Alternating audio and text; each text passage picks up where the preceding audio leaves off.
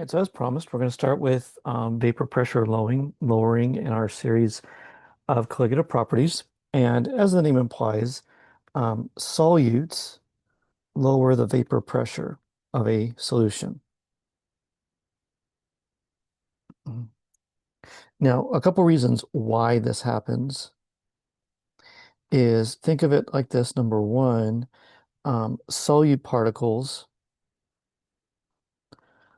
will quote unquote block, for lack of a better term, um, liquid from going into the gas phase.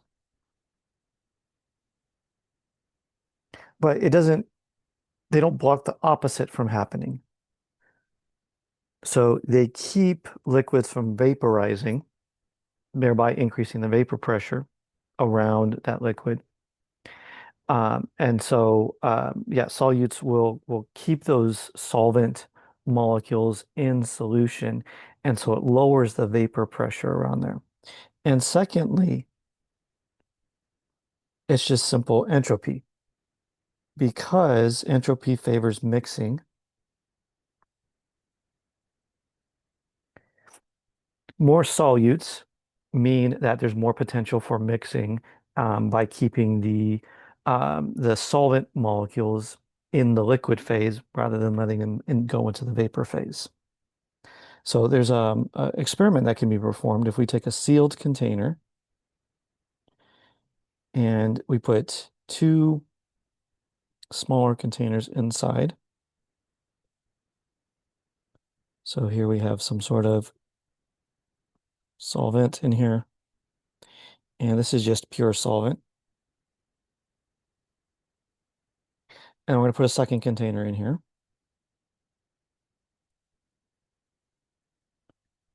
That's got the same solvent, but it's got solutes in it. So it's a solution.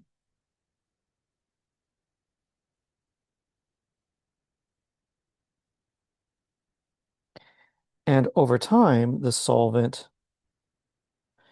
from the pure solvent is going to evaporate and the vapor is going to fill this sealed container. Now, as we watch over time, what will happen is the level of the liquid in the pure solvent will decrease. And the level of the liquid in the solution, because the vapor pressure is lowered, that level will increase. So there's our solutes.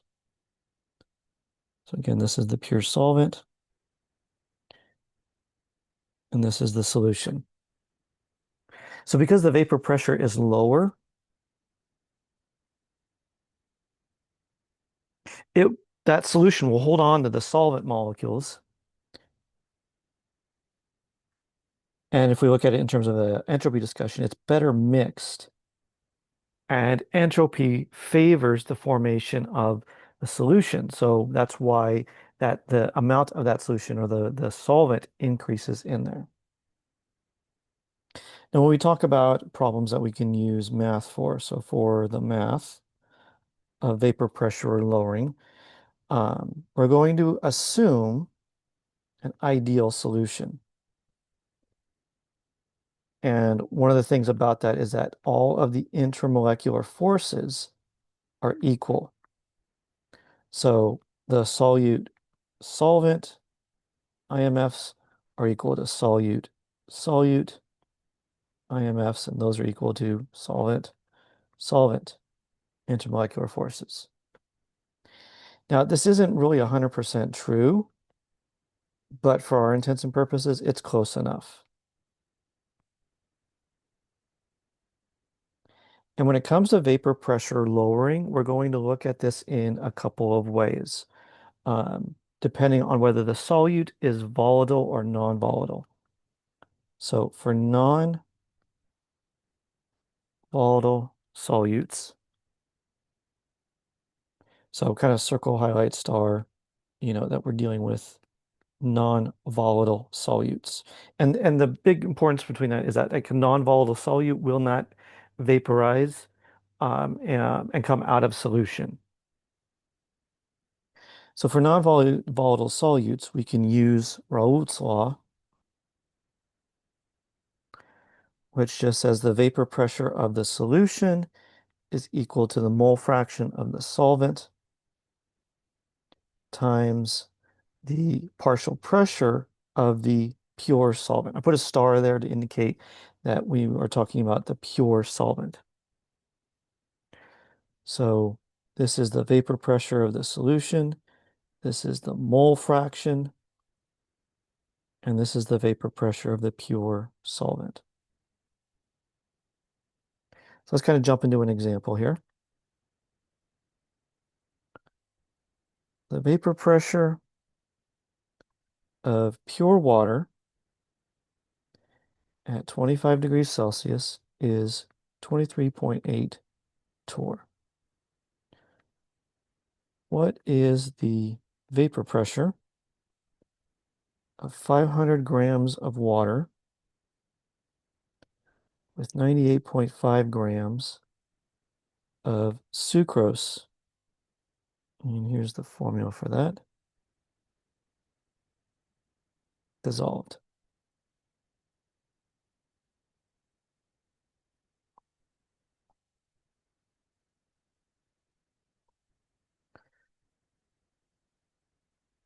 All right, so we're going to use Rhodes' law to help us with this. So the vapor pressure of the solution is equal to the mole fraction of the solvent times the vapor pressure of the pure solvent. And we have that already, 23.8. So really what we have to solve for, or not solve for, but find first is the mole fraction of the solvent, in this case, water. So let's work on that. So the mole fraction of the solvent is moles of water over moles of water plus moles of sucrose. So we got a little bit of math here.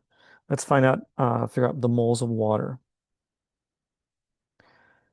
So we're starting with 50 grams of water. I'm sorry, 500 grams.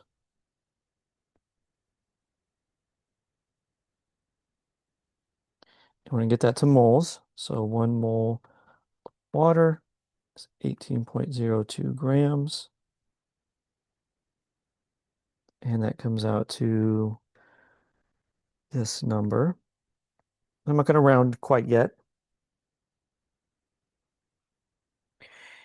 And moles of sucrose,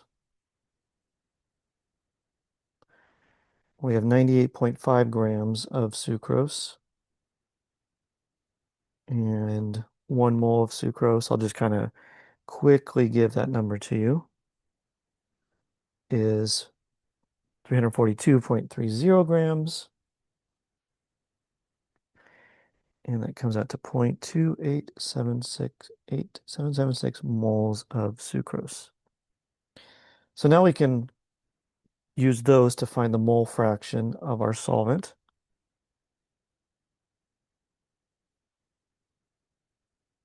So plug those numbers in here.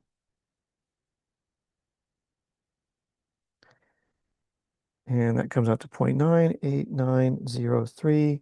Again, I'm going to kind of hold off on rounding until the very end.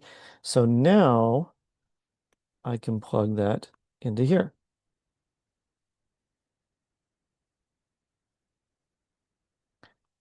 So the new vapor pressure of water, or of our solution, is going to be the mole fraction of water, 0.98903, times the vapor pressure of pure water, and that comes out to 23.5 torr.